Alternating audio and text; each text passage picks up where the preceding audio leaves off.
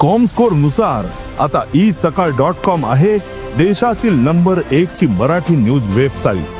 प्रत्येक अपडेटसाठी isakal.com ला नक्की भेट द्या। किसानों के हित में हमेशा इंसानियत की बात तू कर, इंसानियत बात तू कर।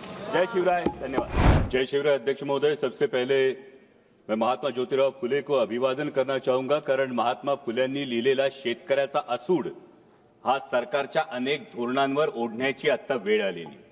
अध्यक्ष महोदय, जहां देश की 2/3 आबादी खेती पर निर्भर है, वही खेती के लिए आवंटन है मात्र 3.1%। मार्केट इंटरवेंशन स्कीम हो या फिर प्राइस सपोर्ट स्कीम हो, उसके लिए आवंटन है 0। प्रधानमंत्री फसल बीमा योजना में कटौती है 23%। अध्यक्ष महोदय, माननीय प्रधानमंत्री जी ने महाराष्ट्र में आकर किसानों को गारंटी दी थी सोयाबीन को 6,000 रुपए प्रति क्विंटल दाम देने की, लेकिन एमएसपी मिली 4,800 और उसमें भी एमएसपी पर जो खरीद हुई वो खरीद है मात्र 20%। बाकी 80% किसानों को अपना सोयाबीन 3,500 4,000 में बेचना पड़ा, जहां की लागत का खर्चा है 7,000 रुपए प्रति क्विंटल। तो कैसे होगी कि किसान की आय दुगनी और क्या हुई माननीय मोदी जी की गारंटी। अध्यक्ष महोदय, अभी सरकार सोयाबीन के दाम बढ़ाने के लिए एडिबल ऑयल्स पर इंपोर्ट ड्यूटी लादने की बात कर रही है, पण हा रोगापेक्षा इलाज भयंकर है, क्योंकि उससे सोयाबीन के दाम नहीं बढ़ेंगे, उससे सिर्फ बढ़ेगी तो महंगाई बढ़ेगी। सोयाबीन के दामों पर अगर हमें असर करना है तो जो मक्के की डीडीजीएस है और जो सोया डीओसी है, जो 120 लाख टन अभी भी देश में पड़ा है, उसको एक्सपोर्ट करने के बारे में सोचना होगा। लेकिन सरकार पर पोल्ट्री और पशु खाद्य इंडस्ट्री की ऐसा क्या दबाव है कि सरकार सोया डीओसी एक्सपोर्ट नहीं कर रही है। मेरी सरकार से गुजारिश है कि कम से कम 15 से 20 लाख मेट्रिक टन सोया डीओसी एक्सपोर्ट किया जाए।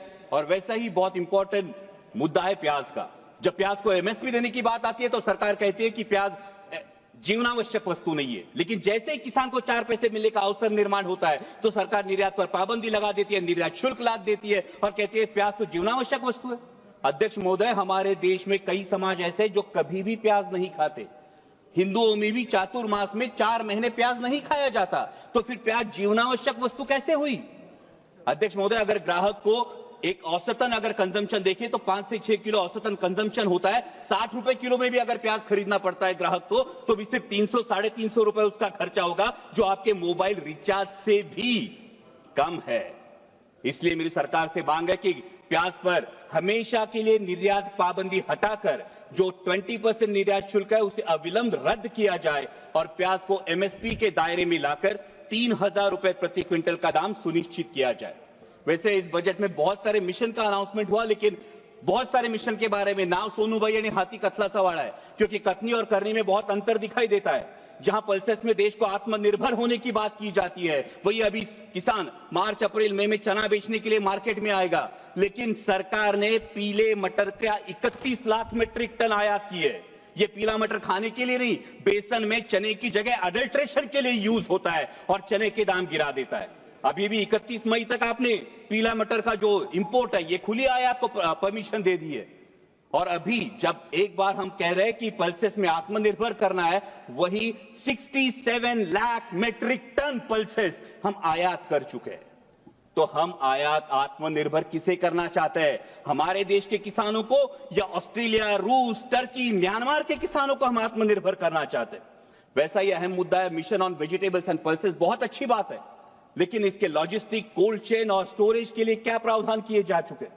आज मेरे नारायण गांव में टमाटर किसान को बेचना पड़ता है सर 4 से 5 रुपए किलो में, और शहरों में ग्राहक खरीदता है 20 से 25 रुपए किलो में।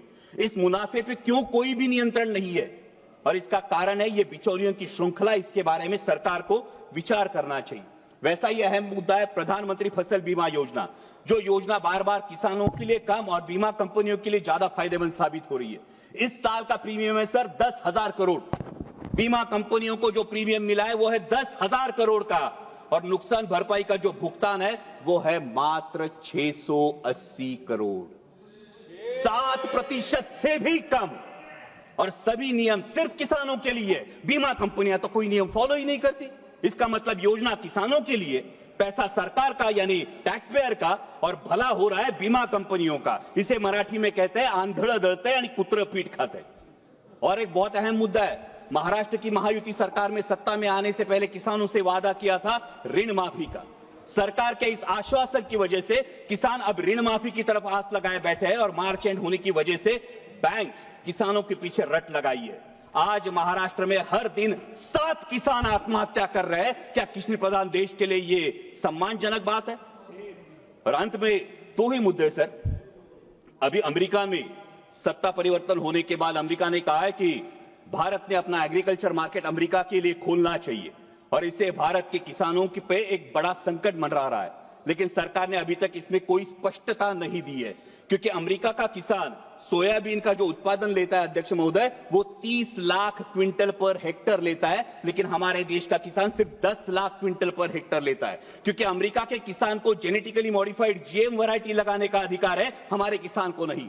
सरकार जो एडिबल ऑयल इंपोर्ट करती है वो जीएम वैरायटी का चलता है, लेकिन किसान जीएम वैरायटी की फसल नहीं लगा सकता। तो कैसे होगा? जहां अमेरिका अपने किसान को सक्षम कर रही है, वही हमारे विश्व गुरु देश का किसान अभी भी एमएसपी के लिए जूझ रहा है। सर, प्रधानमंत्री जी ने एक बहुत प्यारी बात कही महाकुंभ के बारे में वक्तव्य देते वक्त। उन्होंने कहा कि नदी उत्सव मनाना चाहिए, लेकिन ये नदी उत्सव नदियों का खोलीकरण, रुंदीकरण और पुनरुज्जीवन होगा, तभी असली नदी उत्सव होगा। सर, महाराष्ट्र में कैलाश नागरे जैसा एक युवा प्रगतिशील किसान अगर खेतों को पानी नहीं इसलिए खुदकुशी करता है, तो क्या ये हमारे पॉलिसी पे तमाचा नहीं है?